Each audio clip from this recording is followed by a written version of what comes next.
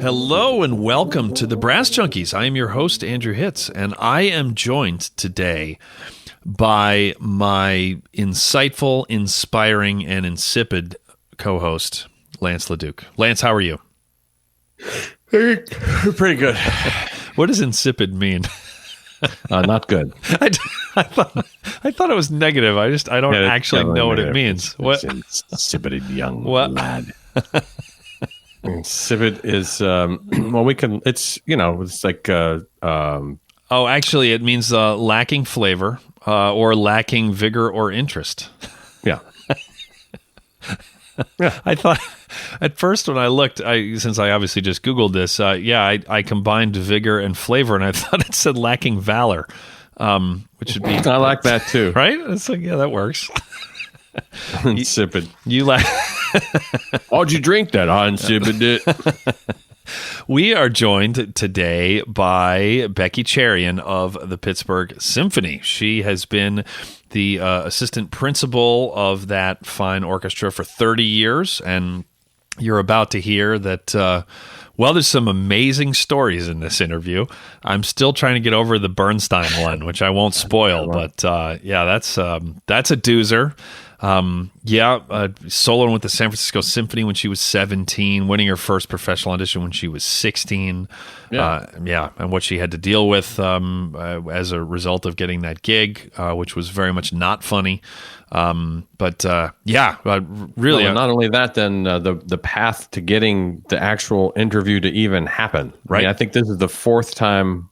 It's at least it's 1, 2, 3. It's the third or fourth time we've tried to have her on, and for one reason or another, many of which were natural causes. we get into all of the brutal details in the bonus episode. So I'm so glad it finally worked out. Yes, and also the meanest thing that a teacher ever said to me on a paper. That's true. Which was deserved. It was deserved. It was. Still funny. It was very funny. So, yeah, it was very funny. But anyway, if you would like to become a Patreon patron, go to patreon.com/thebrassjunkies.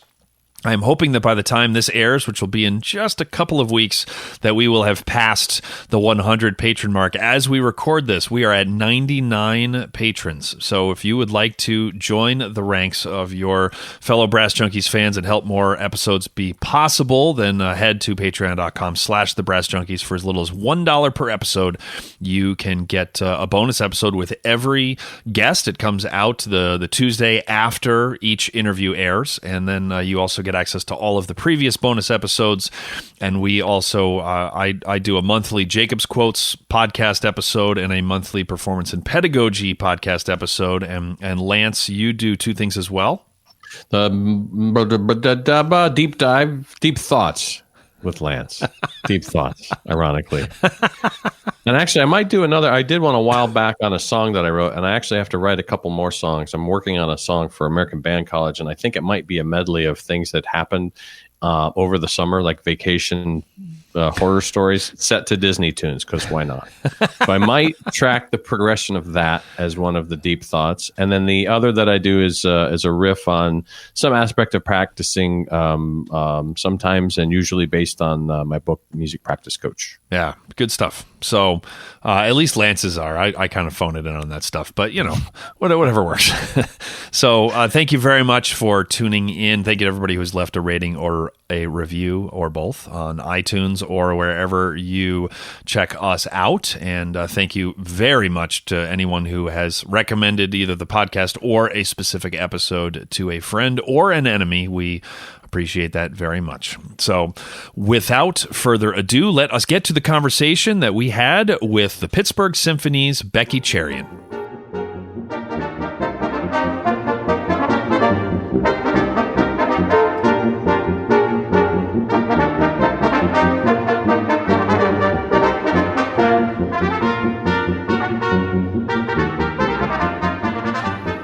Today on the Brass Junkies, we have a trombonist with one hell of a resume. that she has put together over many years of performing at the highest levels possible of our little corner of the world. And her name is Rebecca Cherian. How are you today, Rebecca? I'm great, thanks. And you guys? Lance? We had this 9-minute conversation about whether we were going to call you Rebecca or Becky, and we settled on Becky. Yeah, and then I said Rebecca. Welcome, Rebecca. Wait, well, I'm glad you. Yeah, we at least I won't stay consistent throughout the thing. Well, Lance, remember she said that she was having a hard time telling the difference between our voices. So that's right. I'm sorry. So I'm gonna go down here. So Becky's she's regretting this decision already. I think she already was. I think she's really regretting it now. Yeah. Yep. So I think she's about to get a bad cell signal. So yeah, which anyway. Luckily, the reception isn't very good, so I can't tell half of what you're saying anyway. Oh, we get that from our listeners quite a bit. Yeah, exactly. Yeah, my wife is jealous. So yeah, that's it's like, honey, no, you don't have a bad connection. We're at the dinner table together. You're breaking up. Yeah, exactly. I said, pass the butter. Can you hear me now? Unfortunately, yes. So Becky Rebecca, as we will call her, just to keep things super confusing, you have been the co-principal trombone of the Pittsburgh Symphony Orchestra since 1989. That's like what, 20 years ago now. That's 30 years ago. Look at that math. 30 years ago. Yeah, I know it's before recorded history, but right? Yeah, that's like 11 BC, right, or something like that. Yeah. There you go. Exactly. So, what's it like getting to perform for Lance LaDuke? It's so nerve-wracking. I bet it is. Yeah. I bet it is. For sure. Have you heard his Pineapple Paul? It's very intimidating. Oh, it's something. He can wiggle his fingers in time with the best of them. So yeah, that's true. What's it like playing in a symphony orchestra that's that good and in a section that's that good? Oh, well, that's nice of you to say. It is brilliant. I mean, it was the dream of my life, and and now it's. I'm realizing that, and it's really, really rewarding. In fact, we just went to New York to play Mahler 5. I saw that. I have to say it was one of the most moving performances of my career with this orchestra. It was so great. And I was actually happy to be playing assistant because I could sit there and listen to most of the performance and not have to worry about a lot of stuff. And I just enjoyed it immensely. It was fabulous. It was a fabulous concert. What was so special about it? Gosh, that's a good question. Several people have asked me that, and it's kind of hard to. It's just everything came together. The orchestra was just functioning as one, and it was so emotionally. Everyone was just so engaged, and the emotion was so intense. The Adagietto from that symphony is just. It's an amazing, work. But I've played it and heard it God knows how many times. And this was really special. I mean, I just got goosebumps from head to toe during that movement. And the whole thing was just fabulous. Everyone was on their top game. And when that happens, it's indescribable. It was just a really emotional experience. Hey, so we had Zach Smith from the horn section of the PSO on a while back, and it was during all of the wonderful, lively and just absolutely productive and warm discussions you were having with management, and so he was very open and frank about those troubles and issues and what it was doing to morale and how it had affected him and others in your group. And what I have observed in the months following, well, now it's over a year and a half, I guess, about a year, something like that. Yeah, more than a year. It seems like you, as a group, everyone that I'm talking to, has this renewed sense of excitement and camaraderie and artistry, and the concerts are going great, and everybody's getting along, and it just seems like a really, really wonderful coda to that story. Would you say that that's your perspective on it as well? Yeah, I would say from the musician's standpoint, I think we are all and have always been very united. And, even right after we came back to work, despite, the morale, which was very low, this orchestra has always, in my experience, just tried to play 100% regardless of what's going on, maybe between individuals or between us and the management or whatever. It's always been, that's on the shelf as soon as we go to play. And I don't feel like we ever sacrificed anything in terms of our performances. Mm-hmm. So I think that's something very unusual and really great. Because also I don't know, I can only speak for myself. I haven't felt a great change in the management towards us or the board, which is really essential. I don't think it's just a lack of understanding on their part of what we do and what it involves and what goes into making a great orchestra. So I don't find we've made a lot of progress on that front, but the orchestra always plays no matter what. There you go. Well, it does seem that maybe it was a galvanizer. It seems like you were all getting along well before, and this just served to make the relationship among the players even stronger. I think that's true, yeah, and I think our committees are really well organized and really on top of things, and that'll get us through it. Right. You guys were super communicative. The musicians were during the whole dispute. I was getting a lot of emails, but I thought it was like the right number of emails, like not in a bad way. It was I felt like I was a part of the process, or was at least allowed to follow along well. So, which I thought was good. Oh, that's great. Well, that's good to hear. Yeah, we don't usually get feedback about how our social media and so forth has been taken, but that's good to hear. Yeah, there was a big effort made on that part. And things have changed so dramatically, in the past really 10 to 15 years that now that can be part of the process is really keeping our public informed, what's going on. Yeah, even if it's not a conscious one, I think at this point, if you don't keep your public informed, then you're making a decision directly or indirectly to not keep them informed. So it's yes, So exactly. It's I think it's imperative, and obviously, you got to be. I thought that the tone of all of the communications was perfect as well, because it was firmly stating your case.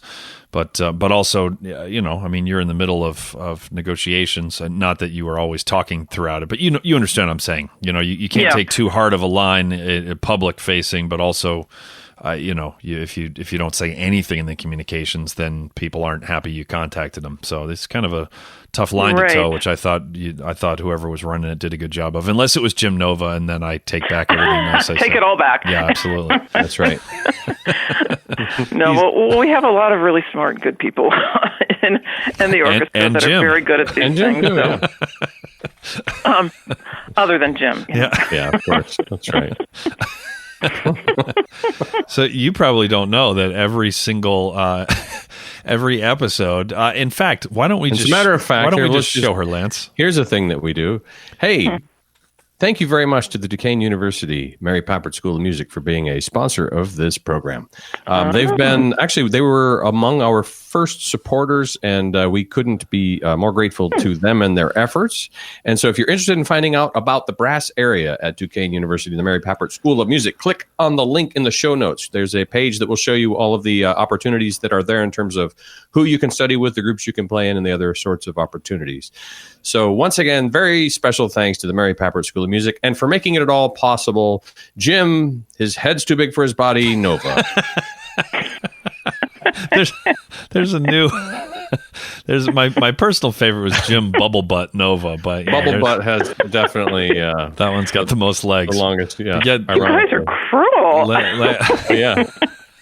Only if we really, really, really like you. So things are trending poorly for you. We might turn mean here any second. Okay, I see. So it's kind of like a sibling thing, like a sibling relationship. Exactly. The meaner you are, the more you like the person. Yep, that's right. Yep, okay. Yep, or Got kind of like, it's almost like we're in middle school and we have a crush on him. So we're gonna, so we're gonna be as awful to him in front of others as possible. So, yep. I'm glad I got that out in the open, Jim. So anyway, okay, I feel better. Oh, okay. goodness. So she's like, okay, we're back. Yeah, let's stop making fun of Jim. Oh, that's the other thing that we tend to do is lean in when our guests get uncomfortable. Oh, there goes my phone line again. Yeah, exactly. I'm not uncomfortable. No, I'm just teasing. Let's keep talking about Jim. What's the most embarrassing thing Jim has done in a rehearsal or a concert? Let's we have a list that we keep. Oh, really? Has he ever not realized his slide lock was on like at Carnegie Hall or something like fun like that? Man, no, we haven't gone there yet. I only did that once, which shocks me. Because I thought for sure when I was learning the trombone that was going to be the most common error. No, notes were the most common error. But second, I thought was going to be dropping the slide. And I only ever did it once, which I'm still to this day amazed by. Well, I do have a good story about that. Hey. Please. About my dropping my slide. That's not as good as Jim dropping his slide, but we'll take it. Okay. Okay, who is this interview about, Jim Nova or me? Are you interviewing me about Jim Nova? We're planning an intervention, and so we just wanted to collect data. Jim bet us $250 that we couldn't get you to talk about him. The over-under was 20 minutes. So, we're a fourth of the way there. So, anyway, all right. So, tell us the story about you dropping your slide. Yeah, so, I got my first job when I was 16 in the San Jose Symphony. And Holy cow. I was playing second trombone, and it had been my teacher's job, actually, and he had gotten temporarily kicked out of the union for some rabble-rousing. And so they had an audition, and I heard about it at the last minute, and I showed up and got the job anyway. So I was just, terrified. So I would just sit there like shivering practically the whole concert. I was so nervous. Aww. I was the youngest person in the orchestra, and the brass at that time sat up on risers, so we were up in this big long line in the back of the orchestra on risers, and it was, the trombones and the trumpets and horns. So I don't remember the piece we were playing, but we had been sitting there a long time, and I wasn't used to playing in a formal dress, so I had to get this long black formal dress, and normally I wore pants. So, and I, didn't play obviously performances like that. So I'm sitting there in this dress trying to figure out how to sit. So I had my slide off to the side, and I forgot that I didn't lock my slide, and I picked my horn up to play in the soft movement of something. I forget what it was. And the slide just went skittering off to the right, all the way down the risers to the horns. Nice. And they picked it up, and they had to hand it down the line back to me. Oh. In the middle of this soft movement. And I was just utterly mortified. And that never happened again. Wow. But I'm sure they were all like, saying, "Oh, it's that kid," of course. Well, what was that like to be in that group at that age? That's It was terrifying. I was just terrified, and but it was a great experience. It was fabulous. I mean, I remember those. I mean, I'll remember the pieces, forever. I remember playing Tchaikovsky 6 for the first time, and Brahms 3 for the first time, and it was fantastic. I'm sure. And how long did you play there? I only played a year, and then, like an idiot, I gave the job up to go to college. I mean, I could have tried to go to college somewhere in the area, and keep the job, but I didn't know. I didn't know that what I was giving up, and plus I felt a little bad for my teacher to have his job back, and so I went down to LA for school and just quit. Unbelievable. That's kind of wild, yeah. I know. What an idiot. I'm glad you said it because I was thinking it. I know. And how did the rest of the group treat you? I mean, they clearly knew that you were of a different age than they. Well, it was kind of funny. I mean, the two other trombone players were great. They were great guys, and they were really nice to me. The principal trumpet was, kind of your typical trumpet player, and he was constantly trying to pick me up. And the trombone players were always saying, this is statutory rape. You've got to, quit, quit this. And then everybody else in the orchestra was just very kind. They were really nice to me. I just had a two-phase reaction there. I was like, that's unbelievably inappropriate at all times. And then, wait a minute, she was 16. It was like there was like indignation, and then like 10 times the indignation. What the hell is wrong with that guy?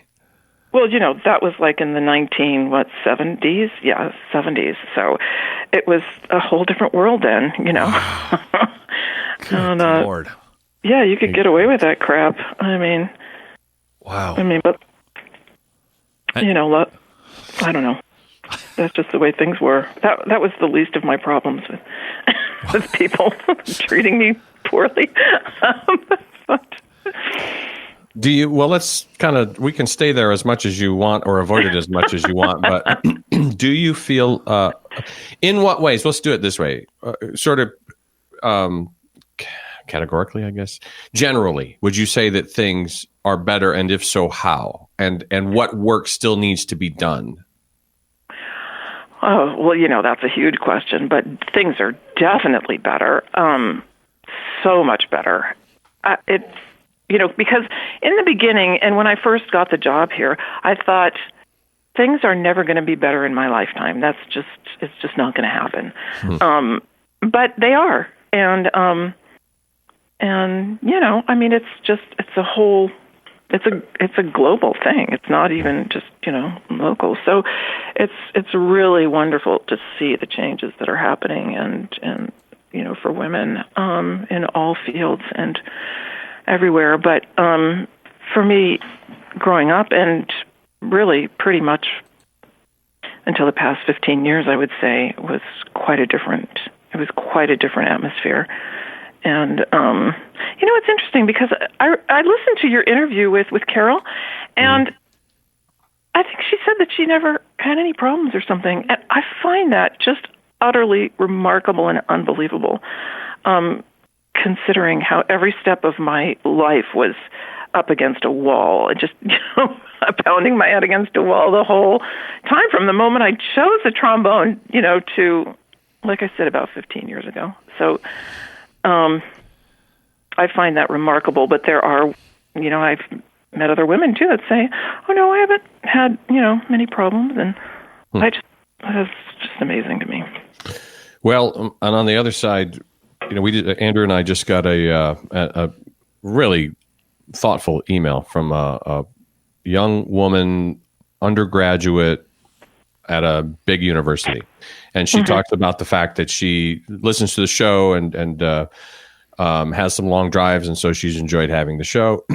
And she reported that she took an audition recently. I mean, within the last week or so. And if memory serves, I don't know if it was the principal trumpet. I can't remember what the person I think it played. was. This was for a regional orchestra. It wasn't at her school. Yeah, this was for a regional professional orchestra. And yeah. Dude, it was like totally just completely inappropriate to her. Yep. Yeah, it still happens. It does still happen. Quite a bit, I'm sure. But yeah, most of it hasn't been reported on. Nobody knows. Right. And which is it's a shame, and it's very hard to network with other women brass players. And look at the Pittsburgh Symphony. I'm still the only woman in the entire brass section after 30 years that I've been there. We haven't had a single other woman. And may I say, it's not because there aren't qualified women out there. Right. So it's just kind of curious. Well, let me, and I've posed this question to other folks who teach college, and you and I both teach at Carnegie Mellon. So, what as a college teacher, what can I do to help my students be my students who are women? How can I help them persevere and succeed and thrive and help change this? Well, I think probably the most positive thing you could do for them is believe in them. When they're talented, and then beyond that, I think it's really important to be realistic about it, that it's still very problematic. I mean, I always talk about this with my female students, and that is that, and I mean, male students too, in that. Yeah, that's where I want to go next, yeah. Music is competitive, and as a woman, you're going to hit a lot more obstacles than men, and I still believe that to a great extent, you can't just be a little better than the competition if the rest of the competition is male. You have to be a lot better. Mm-hmm.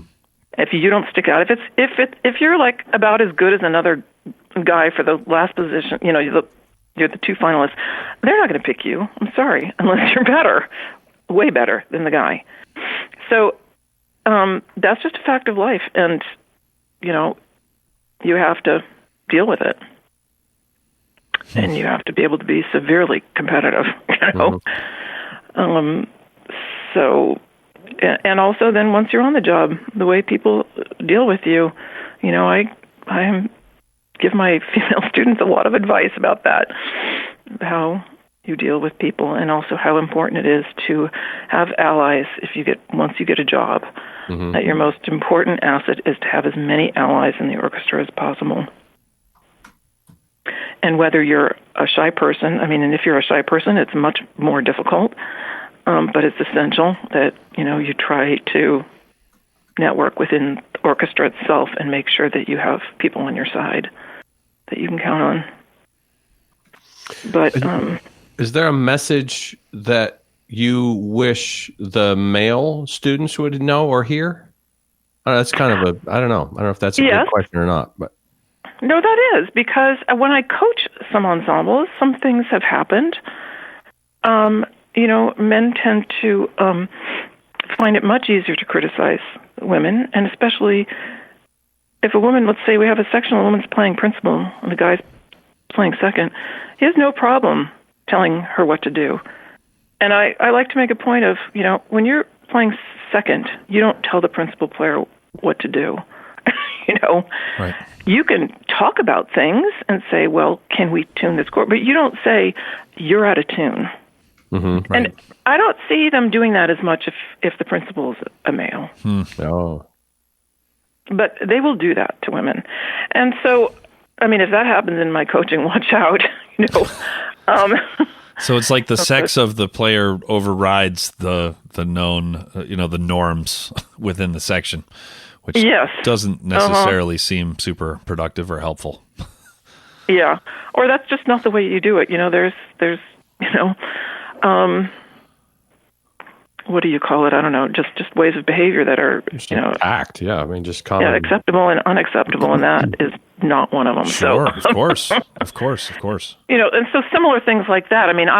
I will either react or try to address those things if I'm in a coaching with students that when that comes up, and or if sometimes my students will come to me and say, "This is what happened," and I'll say, "Well, let's talk about it. How can you deal with this? What's the best way to deal with this?" And to really understand what's at, the root of the problem and what's going on and what's at stake, and how to deal with it most effectively. And every situation's different. It's not you could look at any picture of any orchestra pretty much, certainly in the U.S., and come to the conclusion with empirical evidence that there's not a lot of diversity, no matter how you want to define that term. Right. And so what ought to be happening? How if you woke up tomorrow and you were in charge of the world and this was the thing that you wanted to tackle, how might you, what are some things you might do to address that? Well, I think what's going on now in general is very helpful, and that is just a raising of consciousness of how women are treated in general. I think that's very helpful. I think another thing that's helpful. That we actually, like in the Pittsburgh Symphony, we had a woman, two lawyers come and speak to the orchestra about harassment and what that means, and not even on the level of legality, but before you get to that, even on a more subtle level. And I think that was really helpful to our orchestra, to a lot of the men in the orchestra. It was very eye-opening to them. And so I think that's a really useful thing to do in every workplace, is to have someone come in and speak about it. So I think just a raising of awareness is the most essential part of it, because when I was younger, if I were harassed and I spoke to people about it, people simply did not get it. It was not high on the priority of anyone, male or female. It was just like, well, we have bigger fish to fry. This is nothing. It was just not deemed, worthy of time, anyone's time. Yeah, and it's not illegal for me to not speak up if I see somebody being, treating you differently if you're a woman. But I think what you just said in terms of those lawyers coming in and talking about harassment, even below the legal threshold. But it's all about awareness, right? Because it's certainly not. I got a 5-year-old little boy, and I sure as hell hope that he doesn't grow up to be somebody who, it's not happening to me. So Becky's tough; she can handle it on her own. It's like, no, speak up. So yeah. Yeah. Well, I think you're his role model, so hopefully just the fact that you are asking these questions is wonderful, and and I'm sure he's exposed to that, and you will influence him, the most. And that really is the I think the crux of all of this is just like, I've always treated women like equals, and that's for one reason, and you just nailed it, is because that was always modeled for me by my father and then by other role models. And I'm sure as hell not going to sit here and tell you that if my father was sexist, or he also grew up he went to high school and college in the late 50s and early 60s in Florida. He happens to not be, I've never heard him say anything racist at all, but if he was really racist, I'm not going to tell you that I wouldn't be. That would be, I'd love to think I wouldn't, but I'm not going to be so presumptive to say that I wouldn't. So it's like, it's really the people that don't have that modeled for them that we have to change. And those are the hardest people to change. That's why it's such an uphill battle. But, and it's the women as well, because, for example, my father was sexist. My mother didn't work, and he probably didn't want her to. Right. And he would say belittling things to her. But I think I noticed it, and it outraged me at a really young age, Right. Sure. And I was like, well, why is it like that? That doesn't make any sense to me. It just infuriated me. And I think that's also partly why I did play a brass instrument, because it was, everyone said it was not something that girls could do. And I said, well, but why? And no one could give me a reason. It's because there isn't one. That's fantastic. It turns out. Yeah, good for you. Wow. Yeah, there were none. But, so I kept saying, well, why? And everyone was, you just can't do it. It's a boy's instrument, right. Yeah. Here's a flute. Be quiet. Yeah, exactly. Yeah. Yeah. And also smile more. Yeah. Yeah. It can be loud and powerful. Right. And women are not supposed to be loud and powerful. Right. Yeah, you're supposed to be neither. Both at once, and you're a threat you're a menace to society. How'd your dad take it when you chose trombone? He didn't bat an eyelash. I mean, they didn't really he didn't pay much attention to me anyway, so it was just kind of like, whatever. They never said a word to me, either of them, about it. Nothing. So, in some ways, I guess that's good. At least they didn't tell me that I couldn't do it, but everyone else did. But, it was like they didn't even notice. You're reminding me of my grandmother, my father's mother, who's one of my heroes. When she was 13, she ran away from home because her her father was, didn't, who I never met, but felt that women shouldn't really be getting educations, or at least not much of one. And she was so not okay with that. She ran away from home at age 13.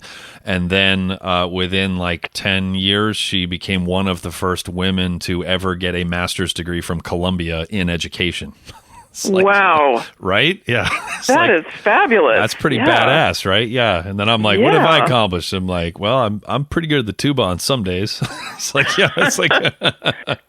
so. Oh, that's amazing. Isn't that great? Yeah. It's like, so there was a man who told her that women, a woman's place was not going to school. I think he told her that she had enough school, and she said, actually, I've had enough of you. and then, which I think all 13-year-olds have declared, but few have the follow through to, Yeah. And my parents wouldn't buy me the right video game system. I think that's why I was ready for a new family. Yeah, it wasn't exactly like they were telling me I was less than, but the standards have changed a bit, haven't they? Yes, a little bit. The Wi-Fi sucks here. I'm comfortable all of the time. I'm not comfortable in the ways that I want to be when I want to be them. Yes, so you're awful. I hate you, Dad. Yeah. Yep. You ruined my life. You gave me life, and then you ruined it. Yep. There you go.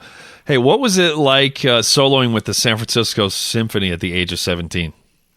Oh, that was really scary too. I remember getting up there we had one rehearsal, and I don't even remember the rehearsal. And then for the concert, the first entrance to the piece I was playing, which was Jacob's concerto, I missed something. I missed an octave or whatever because I was so nervous. And then I thought to myself, wait a second, this is my only chance in my lifetime to play a solo with the San Francisco Symphony. I'm not going to screw this up. So then I got it together. That's awesome. And played, but I was still nervous, and it was still amazing, to hear this orchestra behind me. I wasn't used to that, hearing this incredible orchestra accompanying me. So it was an amazing experience that I'll never forget. It was fun. I remember when I was in the Air Force Band, I was a guest of the Falcone Festival, and I was going to play this piece with their band, the faculty band on this big concert where we're all doing tunes. And I was going to do this Klengel. It's the first movement of this Klengel cello concerto. It's in B flat. It starts on a high B flat. And I can't remember if I can't remember if this happened before it or as a result of it. But I remember thinking the worst possible thing that could happen is that I completely splia the first note. It's this, and man, it would have woken the dead. I abused this. The things I did to this B flat should be criminal. And right out of the gate, and I was just thinking, well, there you go. And now during the performance, you mean? Oh yeah, because it went great in rehearsal, and then the performance just you can see my lip come out of the bell, and I thought, well, there you go. That's perfect for a perfect learning moment. If that's what you think about, that's what's going to happen. Totally. Well, and then the rest of and it was one of those. Well, that's the worst thing that could happen in this performance, and that's already gone. Like that. Now, I mean, it was a win. At least that's the way I've worked it out with my therapist. Whatever helps you sleep at night, man. It was really probably like one of the best ones. We had this motto in Boston Brass was strong and wrong. Like if you were going to miss it, don't miss it because you didn't go for it. Right. Yeah, exactly. That was definitely in that category. Do you remember when we soloed with the staff band in Chicago? Yeah. And I don't remember what hymn it was, but there was there was some tuba line that came in on a real high note, and we did it a few times in rehearsal, and I nailed the crap out of it each time, and then in the concert, we'll just say that I didn't. It sounded like I had briefly attained the summit and then had promptly fallen off in the process of trying to take a selfie of myself. And then I came off it gracefully, though. Yep, I was like, I fell on my ass on the triple Lutz, and then I came out like all with grace. Like, no, you guys imagined that. It was fine. Yep. Fail with dignity. It's not like I'm going to talk about it 9 years later on a podcast or anything. It's fine. I've forgotten. I'm over it. Yeah, it's good. I don't care. I don't like Jim Nova. I don't care what he thinks of me. Trumpet players are dumb.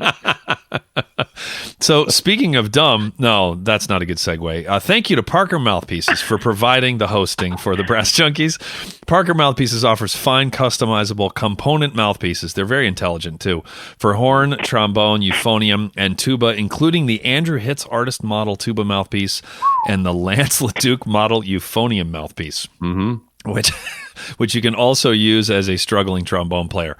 Find out more at parkermouthpieces.com or follow them on Facebook, Instagram, and Twitter. Twitter.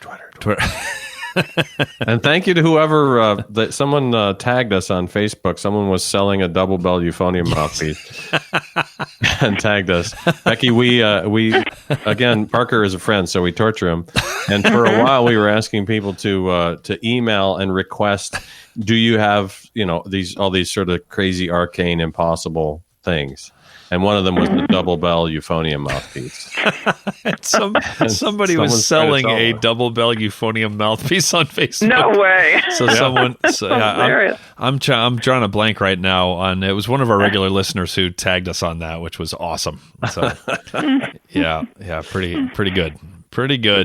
Right. So you toured with the Israel Philharmonic under Leonard Bernstein. What was that like? It was fantastic. It was one of the scariest experiences of my life. I was just shortly out of college, and I was called in because one of their trombone players got called away because his mother was sick. So, so they called me at the last minute. They were already on tour, and so I was just out of college. I, got this call because my boyfriend was in the orchestra. He was one of the trumpet players, and they were doing the Rite of Spring, and they wanted me to play bass trumpet and second trombone on it, amongst some other pieces. And I had never played Rite of Spring, and this was, in the early 1980s. So I didn't have the part. I couldn't get a hold of the part. I couldn't find a score. I had to leave in like 2 days, and I couldn't find a score. So I just had to go down there, and I'd never played valves before. Your first time you played valves was with the Israel Philharmonic playing Rite of Spring with Leonard Bernstein on the box. Bass trumpet, on the solo part, mackerel. And, so I have my friend to thank for that, for volunteering me to do that. Wow. But anyway, so I go down there, and with I had 1 day to learn the part, learn the music. And so, he coached me through it, and I just kept practicing the fingering. And, it's like cross-fingering for that. That's hard. And somehow, I got through it. I'm not saying it was good, but I got through it without totally embarrassing myself. And then, so backstage, Leonard Bernstein actually came up to me to introduce himself. He was so nice. He was just so personable. And I was shocked by how short he was because he was this, huge giant in my mind. And then he was shorter than me. But he was so nice. He came up and introduced himself, and then we played Manfred's Symphony or something on another concert in Mexico or whatever. And that was an amazing performance also, because in the middle of the performance, in a really, exciting spot, he stepped back off the podium and fell to the ground. And the whole orchestra, we thought, that he had died or something, because he was in bad health to begin with. And we thought, oh my God, what happened? And the orchestra started to peter out, and everybody started to stand up to try to see where he was, what happened to him. And then he just like pounced back on the podium and shouted, keep going. And we all just picked up where we left off and kept playing, and he was fine. Oh, he was delightful. He was amazing. Yeah. Wow. So I'm so glad. That was the only time I got to work with him, but I'm so glad I had that opportunity, you know. Keep going. The Bernstein bounce. It's like the Schulte shove, but different. Yeah. Wow, that's a crazy. Where did you go on tour when you were playing Red of Spring? On your bass trumpet we tour? were in Mexico and then Texas. Dallas and maybe Houston. I don't know. Yeah, so it was fun. I'd say. Got a nice case of amoebas after that too.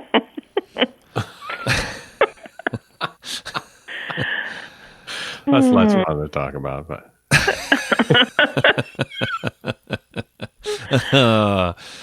But you've had quite a career.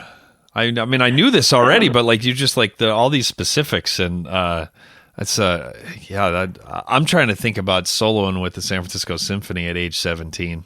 I'm trying to learn how to scary. operate a slide for the first time, which is the equivalent of you operating valves like on Rite of Spring. I mean, it'd be one thing if it was like it'd be hard enough if it was some like offstage Beethoven part where you were playing a glorified timpani part, but it's Rite of Spring, which isn't. There's not too many sections that are in 4/4 in that tune.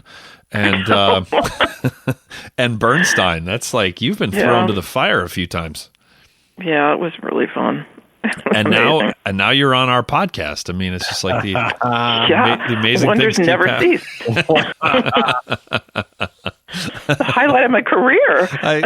I like that we usually do this all on computers, and Becky was having trouble with the computer, and then I added her by phone, and then and she was explaining the trouble that she was having, and then she thought that we had to fix the computer. I was like, well, no, we can just do it by phone. I loved you said, why didn't we do it like this to begin with? Which was great. The sound can do it the easy way. The good old-fashioned way. Exactly. We wanted to make you earn your non-check. Yeah. Or make me feel totally incompetent from the beginning. And actually, this connection is great. Yeah, you sound fantastic. So, good. Go landlines. Yeah. I can hear you better too. Yep. There you have it. Well, I was kind of amazed that you still had a home phone. I know nobody does. That's when I was like, maybe she still has a home phone. She's been in the same town. The people that tend to are the people who have been somewhere for a long time and just haven't gotten rid of it. And I was like, not that. I mean, maybe you've moved 6 times in your 30 years in the symphony. No, it's just because I like the robocalls so much, I can't part with them. I'd be so lonely without them. Every time you get a call from a politician running for office, you change your mind, right, on who you're going to vote for. That's all it takes. Every time. Yeah, it's like, wait, who called me most recently? Yeah. Now I understand. Oh boy. Well, we should get a little bit of Yen's advice, I think, from you. Yeah. I mean, you've I say this to every guest, but you're like, I think you might be uniquely qualified to I mean, you've been through so much high pressure situations. You've been hit on by fully grown men at the age of 16. You had a father who like didn't want you to be really seen or heard. You've recently been through and have seen, I mean, a labor dispute, as I believe that we called it. That's and right, you're still standing. I mean, there's I hope it didn't sound like I was making fun of any of that. I'm just like leading up to this here that you've been through a lot and you're still smiling. Yeah. And so, I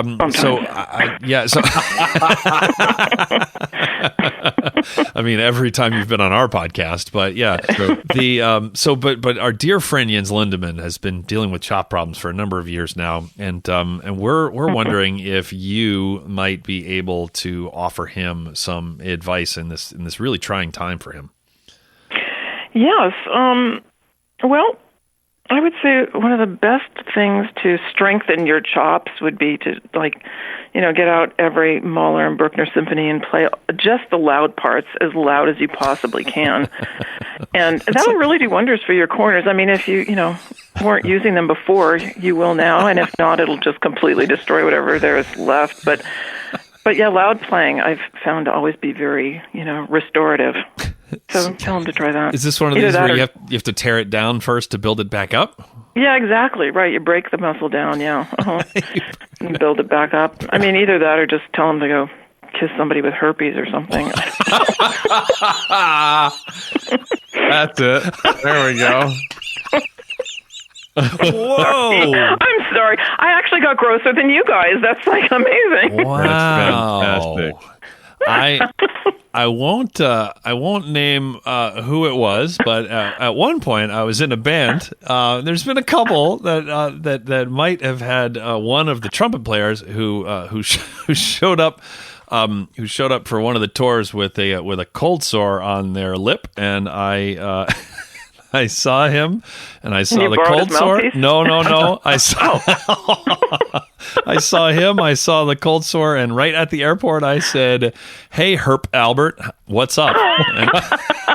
That's terrible. And I believe that is the most clever thing I've ever said, and I think I peaked. That's right. It is. I peaked. I think I was, and I'm sure he really appreciated it. Oh well, the rest. Not only did the rest of the band appreciate it, but then the rest of the band saw that he really didn't appreciate it, which made all of us appreciate it even more. And then you dig in. Yeah, exactly. I see. I am making a mental note. Oh, I'm sorry, Herp. Are you not happy to see me? Yeah, you just keep.